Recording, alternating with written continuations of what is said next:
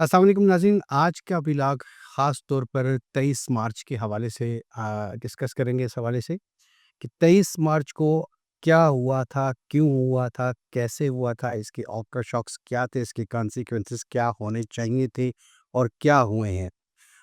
Normally 23 मार्च का जो concept है पाकिस्तान रेज़ोल्यूशन के हवाले से बचपन से बच्चों को किताबों में पढ़ाया जाता है कि 23 मार्च में एक करारदाद पास की गई थी पाकिस्तान के हवाले से और उसके बाद पाकिस्तान बनने की एक तकमील का एक अमल प्रोसेस स्टार्ट हुआ था। लेकिन इसको ऐसे रटलाइज़ेशन की जाती है, हमारा अनफॉर्चुनेटली निसाबी निज़ाम ऐसा है कि अब भी किसी मैट्रिक या 8 पास स्टूडेंट को बुलाया जाए और उससे पूछा जाए, उसको भी सिर्फ रट्टे की हद तक पता है लेकिन प्रैक्टिकल इस हवाले से नहीं पता।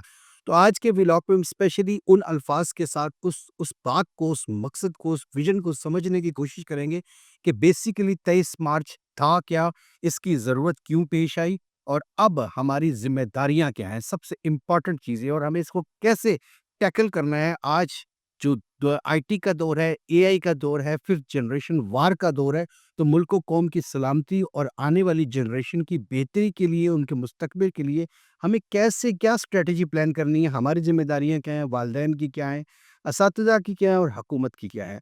तो इन सब हवालों को हम धीरे-धीरे बात करने की कोशिश करेंगे इस हवाले से। तो सबसे पहले बात करूँगा 23 मार्च 1940 पाकिस्तान बनने से तकरीबन 7 साल कबल ऑल इंडिया मुस्लिम लीग का इजलास हुआ, उनका सालाना इजलास हुआ जिसमें ये बात करारदाद पेश की गई कि मुसलमानों के लिए अब बहुत ज़ुल्म सितम हो चुके, अलग मुल्क, अलग वतन होना चाहिए। इसी दौरान कायद-ए-आज़म मोहम्मद अली जिन्ना ने दो कौमी नज़रिया जब पेश किया, तो दो कौमी नज़रिया है क्या? टू नेशन थ्योरी है क्या? दो अलग-अलग ऐसी कौमें हैं जिनका एक साथ रहना किसी सूरत मुमकिन नहीं है। ऐसे हालात पैदा हो चुके हैं कि एक अगर किसी जानवर को खुदा मानते हैं, दूसरे उसको सिवा करते हैं। तो जब इस कदर डिफरेंस ऑफ ओपिनियन होगा, एक के लिए वो इंतहाई मुकद्दस है और एक के लिए वो कुर्बानी है, तो फिर इनका इकट्ठे रहना मुमकिन कानूनी प्रैक्टिकली तौर पे पॉसिबल ही नहीं है, क्योंकि इमोशंस जुड़े हुए होते हैं। जहाँ पर मुकद्दसात की बात होती है तो वहाँ बर्दाश्त नहीं होती। जिसके बाद एक दूसरे के साथ रहना, हाँ, अगर भाईचारा की भाईबंदी की बुनियाद पर कोई एक दूसरे के साथ कोऑपरेट करता है तो ठीक है, लेकिन मुल्की लेवल पे इस तरीके से इकट्ठा रहना तकरीबन नामुमकिन हो चुका था। जिसके बाद ये करारदाद आई और उसके बाद इस पर काम शुरू हुआ।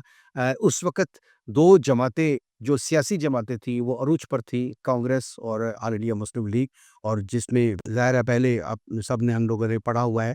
तो जिसके बाद कायद-ए-आज़म ने ऑल इंडिया मुस्लिम लीग को 1906 में जॉइन किया और बाकायदा मुसलमानों की बेहतरी के लिए काम शुरू किया। लेकिन 20, 25, 30 साल काम करने के बाद जब उनको लगा कि अब मज़ीद इस बड़े सग़ीर में रहते हुए, इस कॉन्टिनेंट में रहते हुए, सब कॉन्टिनेंट में रहते हुए मज़ीद मुसलमानों के लिए जो मुश्किलात पैदा होंगी, ख़दशात और ख़तरात बढ़ेंगे, तो फिर अलहदा वतन के बारे में सोचा गया।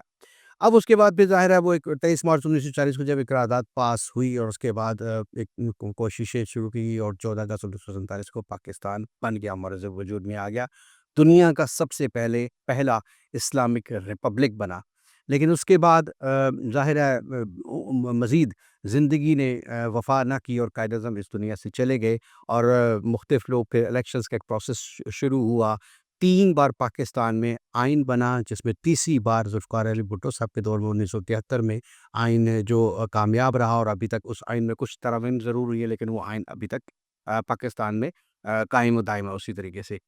तो अब उसके बाद हमारी ज़िम्मेदारियाँ क्या थी? सबसे पहली ज़िम्मेदारी हमारी ये थी, इस पे हमें समझना चाहिए कि सबसे पहली ज़िम्मेदारी ये थी कि आप आइन व कानून को पूरी तरह से उस पर अमल दरामद करें। हमें अखलाकियात के हवाले से मुकम्मल तौर पर आगाही भी होनी चाहिए।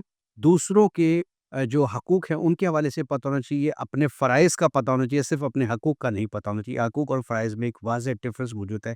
हर बंदा अपने हक़ की बात करता है, जबकि अपनी ज़िम्मेदारी, अपने फ़राइज़ की बात नहीं करता। सबसे पहले इसमें एक चीज़ और मैं ऐड करूँ यहाँ पर कि इस वक़्त हम देखते हैं 23 मार्च को पाकिस्तान में तमाम सरकारी, गैर सरकारी और तमाम निजी और गवर्नमेंट स्कूल्स बंद रहते हैं, या अगर वो ओपन हों भी, स्कूलों की बात करूँगा, तो वो सिर्फ़ वहाँ पर कुछ इवेंट्स होती हैं, कुछ मिली नग़मे चलाए जाते हैं और उसके साथ-साथ कुछ स्पीचेज़ की जाती है, लेकिन इनका اصل مقصد کیا ہے؟ اسکول بند کر دینا یا وہاں پہ صرف تقاریر کر دینا، وہ بھی اس مسئلے کا حل نہیں ہے۔ ہمیں اپنی ذمہ داریاں ادا کرنی ہوں گی، ہر شخص کو اپنی ذمہ داری ادا کرنی ہوگی۔ اگر کوئی شخص غلط ہے تو سب سے پہلے خود کو ٹھیک کرے، اور ٹھیک کرنے کے بعد دوسروں کو ٹھیک کرنے کی کوشش کرے۔ ہم یہ سوچ کر کہ یہ معاشرہ کرپٹ ہے، یہ سسٹم کرپٹ ہے، ہم اپنے آپ کو اس بری الذمہ نہیں کر سکتے۔ تو ہمیں اس حوالے سے ورک کرنا ہے۔ جو قائد اعظم کا فرمان تھا، کام کام کام اور صرف کام، ایمان، اتحاد اور تنظیم، یعنی ایمان یعنی اپنے اندر سے کرپشن کو نکالیں، آنیسٹی پیدا کریں، اتفاق لے کے آئیں، اگر ڈفرینس آف اوپینین ہے بھی تو برداشت کریں اور کوشش کریں صحیح کو صحیح کہنا سیکھیں، صرف انا کی بنیاد پر ہم لوگ ضد نہ کریں۔ اور تنظیم کا مطلب ہے کہ ہم ایک منظم طریقے سے لانگ ٹرم پالیسی کے تحت کسی بھی آئیڈیا کو ہم امپلیمنٹ کر سکیں۔ تو اس حوالے سے ہمیں کام کرنا چاہیے، جو آج کل انفارچونیٹلی نہیں ہو رہا۔ اسی وجہ سے کئی جگہوں پر ہمیں پوری دنیا میں شرمندگی کا سامنا ہے۔ بیسیکلی ہمارے لیے ایک آنر کی بات ہے کہ ہم ایک مسلم گھرانے میں پیدا ہوئے، مسلم کنٹری میں ہم رہتے ہیں، اور ہماری جو تعلیمات ہیں وہ ہمیں اس چیز کا میسج دیتی ہیں۔ ہماری جو تعلیمات اسلامک شرعی تعلیمات ہیں، وہ الگ بات ہے کہ ہم نے اس میں کچھ امینڈمنٹس کر کے یا اصل تعلیمات کو اگنور کر کے ہم نے کچھ ایسی چیزیں ایڈ کر لی ہوئی ہیں جس کی وجہ سے پوری دنیا میں ہمارا امپریشن کچھ زیادہ اچھا نہیں ہے۔ تو اسی کو اوور کم کرنا ہے اور اپنی ذمہ داری ادا کرنی ہے۔ اب یہ کیسے ہوگا؟ کسی کو بارش کا پہلا قطرہ بننا ہی ہے۔ ہم اس سے پہلے کہ ہم لوگوں کو تنقید کریں، نبی پاک کا فرمان تھا، ایک جگہ حدیث میں نے پڑھی جس میں یہ بتایا گیا کہ ایک دور آئے گا کہ جب لوگ ایک دوسرے کو قتل کریں گے، جھگڑا کریں گے، صرف اس بات کی بنیاد پر کہ میں اس کی اصلاح کر رہا تھا۔ تو اصلاح کسی کی ہم نے بعد میں کرنی ہے، پہلے اپنی اصلاح کرنی ہے۔ سب سے بڑا جہاد اپنے نفس کو قابو کرنا، اپنے اوپر سیلف کنٹرول کرنا ہے۔ تو ہم نے اس چیز کو سمجھنا ہے کہ ہم نے اپنی ذمہ داری ادا کرنی ہے۔ اگر ہمارے ملک میں، ہمارے ارد گرد، ہمارے محلے میں، ہمارے آگے پیچھے کسی جگہ پر کچھ غلط ہو رہا ہے، تو پہلے ہم یہ دیکھیں کہ کہیں کسی سٹیج کے اوپر ہم یہ غلطی تو دہرا نہیں رہے۔ تو یہ ہمیں اپنی ذمہ داری ادا کرنی ہے، اور پھر اس کو باقاعدہ دلیل کے ساتھ، آرگیومنٹس کے ساتھ اس کو ٹھیک کرنے کی کوشش کرنی ہے۔ جھگڑا کسی مسئلے کا حل نہیں ہوتا۔ جب دلیل ختم ہوتی ہے تو جھگڑا شروع ہو جاتا ہے، اور ہمارے پاس دلائل نہیں ہوتے جس کی وجہ سے ہم جھگڑے کی طرف جاتے ہیں۔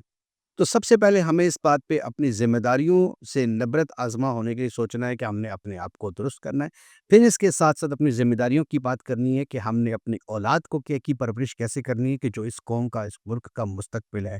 کیا ہم ان کو آوارہ تو نہیں بنا رہے؟ کیا ہم آنے والی ٹیکنالوجی سے لڑنے کے لیے اپنی قوم کو تیار کر رہے ہیں؟ اس میں ہماری ذمہ داری تربیت کی حد تک ہے، گورنمنٹ کی ذمہ داری میکنزم کی حد تک ہے۔ ہمارا ایجوکیشن سسٹم اگر کہیں پر خامی ہے، کاروبار بن کے رہ چکا ہے، تو ہم نے اس کو کیسے درست کرنا ہے۔ ٹیکسز کے حوالے سے اگر ہم ٹیکس چور ہے تو ہمیں گورنمنٹ کو ٹیکس پے کرنا ہے، لیکن گورنمنٹ اگر ٹیکس لیتی ہے تو گورنمنٹ اگر اس کو ویلفیئر کے لیے استعمال نہیں کرتی، تو ہم نے اس کو بھی ایک میکنزم بنانا ہے۔ یہ سسٹم آج سے نہیں ہے، جب سے پاکستان بنا ہے تب سے یہ سلسلہ چلا آ رہا ہے۔ تو آج اس دور میں جو اس وقت حکمران ہیں، تو وہ ظاہر ہے 20 30 40 50 سال پہلے اس ملک کے بچے ہی تھے۔ تو ان کی تربیت کیسی ہوئی، اور اس وقت وہ یہی کہتے تھے حکمران ہمارے کرپٹ ہے یا نالائق ہے۔ تو آج یہی بچے جب حکمران بن رہے تو وہی چیز اگر ریپیٹ کریں گے تو غلطی ہم بھی کہیں نہ کہیں کر رہے ہیں۔ تو ہمیں اس کو بھی اوور کم کرنا ہے۔ اس کے ساتھ ساتھ اپنے ایجوکیشن سسٹم کو بہتر بنانا ہے، اخلاقیات کو بہتر بنانا ہے۔ جو ہمارا دین و دین اسلام ہمیں دس دیتا ہے اپنے اخلاقیات کو، کہ اپنی عبادات کے ساتھ ساتھ سب سے پہلے اپنے معاملات کو درست کیا جائے۔ ہم اس وقت سب سے بڑی، جو ملک کی اگر قوم کی بات کریں تو اس وقت سب سے بڑی دہشت گردی کا جو شکار ہیں وہ 5th جنریشن وار کے حوالے سے ہے، کہ ہمیں آپس میں لڑایا گیا ہے، ہمیں اپنی لا انفورسمنٹ ایجنسیز کے حوالے سے ہمیں لڑایا گیا ہے، ہمیں باقاعدہ ایک منظم طریقے سے ہمیں اپنی ایجنسیز کے خلاف کیا گیا ہے۔ ہمیں ملک و قوم کا اچھا چہرہ ڈیولپ کرنا ہے، اسٹرانگ چہرہ دنیا کے سامنے ایک امیج بنانا ہے۔ اگر کہیں پر کچھ خامیاں ہیں بھی تو اس کو ہم نے نہ صرف چھپانا ہے بلکہ اپنے طور سے اس کو امپروو کرنے کی کوشش کرنی ہے، بجائے اس کے کہ ہم کسی بھی سوشل میڈیا فورم یا کسی بھی فورم پر بیٹھ کر ہم اس کی تنقید کریں اور دنیا کو مذاق کرنے کا بہانہ بنائیں، کیونکہ ہماری اس تنقید سے فائدہ کوئی نہیں ہونا، لیکن دنیا ضرور تماشا دیکھے گی۔ اگر کچھ آپ نے کرنا ہے تو ان کو برا کہنے کی بجائے آپ کوئی عملی اقدام اٹھائیں، اور عملی اقدام کے لیے سب سے پہلے آپ کو اصلاح شروع کرنی ہوگی، خود سے شروع کرنی ہوگی، خود کو اس قابل بنائیں۔ آپ جب بھی کسی کو تنقید کرتے ہیں تو اس کا مطلب ہے کہ آپ وہ خود کچھ نہیں کر سکتے ہیں، اسی لیے آپ تنقید کرتے ہیں۔ بہت دفعہ بہت ساری چیزوں میں ایسے ایک مڈ لیول پر کچھ چیزیں ایسی ہو رہی ہوتی ہیں جو وقتی طور پہ فار دا ٹائم بینگ ہمیں بری لگ رہی ہوتی ہیں، لیکن اس کا پریکٹیکل، اس کے جو آفٹر شاکس ہوتے ہیں، اس کے جو کانسیکوینسز ہوتے ہیں، وہ کچھ عرصے کے بعد نظر آتے ہیں۔ پھر اس کے بعد ہمیں سیاسی نظریات سے بالا تر ہو کے ملک و قوم کے لیے سوچنا چاہیے۔ اگر میں کسی سیاسی پارٹی کے ساتھ بلانگ کرتا ہوں تو اٹ ڈزنٹ مین کہ اب مجھے جو بھی اس پارٹی کا نظریہ ہے یا اس لیڈر کی سوچ کے ڈیمانڈ ہے تو وہی میرے لیے حرف عقل ہے، بلکہ ہمیں یہ بھی دیکھنا ہے کہ وقت کی کیا ضرورت ہے، اس وقت کیسے چیزوں کو بہتر کیا جا سکتا ہے۔ اور اگر ہمیں کسی بھی لا انفورسمنٹ ایجنسی یا کسی بھی سیاسی پارٹی سے نظریے سے اختلاف ہے تو ہمیں اس کو بہتر کیسے کرنا ہے، یہ ہے اصل کام، یہ ہے اصل پالیسی میکنگ۔ یاد رکھیے گا، کامیابی کے لیے ٹاپ ہمیشہ خالی رہتا ہے، تو ہمیں نیچے سب کے پیچھے ایک لائن میں لگنے کی ضرورت نہیں ہے کہ یہ ہٹیں گے تو مجھے راستہ ملے گا، بلکہ اتنی محنت کریں کہ ہم ٹاپ پہ پہنچے اور پورے ملک و قوم کا نام پوری دنیا میں روشن کریں۔ تو ہمیں اس چیز کو سمجھنا چاہیے کہ یہ جو 23 مارچ کی چھٹی آتی ہے تو ہمیں صرف چھٹی میں صرف سو کے اس کو نہیں منانا، جھنڈے لگا کے یا ون ویلنگ کر کے اس کو نہیں منانا، بلکہ ہم نے اس چیز کو سمجھنا ہے کہ یہ ہماری رسپانسبلٹیز کا دن ہے، کہ ہمیں کس مقصد کے لیے، کس ٹارگٹ کے لیے یہ دن دیا گیا تھا۔ ان لوگوں سے پوچھیں جن لوگوں کے پاس آزادی نہیں ہے، جن لوگوں کے پاس پوسز نہیں ہے، وہ بے یارو مددگار کھلے آسمانوں تلے پڑے ہیں اور ظلم و ستم سہ رہے ہیں اور انتظار کر رہے ہیں اپنی موت کا، اپنے انتظار کر رہے ہیں، لائن میں لگے کہ کس وقت کون سی گولی، کون سا بارود ان کے اوپر آئے اور وہ اس دنیا سے چلے جائیں۔ تو بے یارو مددگار ہے، تو ہمیں شکر کرنا ہے اس حوالے سے۔ ہاں، جہاں پر خامی ہے، اگر ہمارا کسی بھی ادارے سے، کسی بھی چیز سے اگر اختلاف ہے تو اس کو بہتر کرنے کی کوشش کرنی ہے۔ ہم سب نے مل کر اپنی پازیٹیو ایکٹیویٹیز کے ذریعے مطلب پازیٹیو چہرہ سامنے لانا ہے۔ کہیں نیگیٹیوٹی ہے تو اس کو امپروو کرنے کی کوشش کرنی ہے اور اس کی پریکٹیکل اسٹریٹجی کرنی ہے۔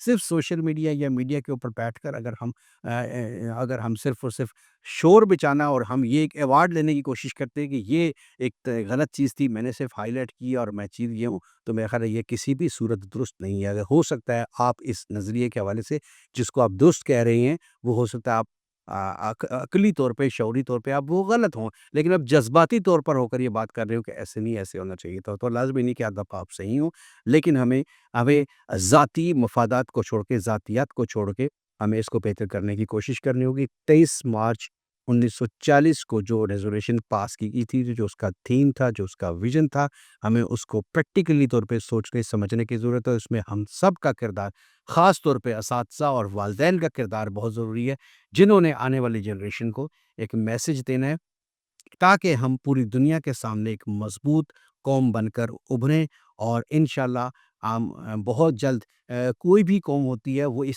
پروسیس سے گزر کر ہی کندن بنتی ہے، تو ہم اس پروسیس سے گزر رہے ہیں اور بہت سارا گزر چکے ہیں، تو انشاءاللہ ہوپ فار دی بیسٹ۔ انشاءاللہ ہمیں امید ہے اللہ پاک کی خاص مہربانی سے، ہماری کوششوں کاوشوں سے اگر ہم نے سنسیئر ہو کے جس دن سوچنا شروع کر دیا، کیونکہ ہماری اسلامی تعلیمات بھی یہی ہیں، تو ہم انشاءاللہ تعالیٰ بہت جلد ایک ابھرتا ستارہ بن کے پوری دنیا کے ساتھ سامنے آئیں گے۔ اسی پیغام کے ساتھ اجازت دیجیے، پھر ملاقات ہوگی۔ اللہ حافظ۔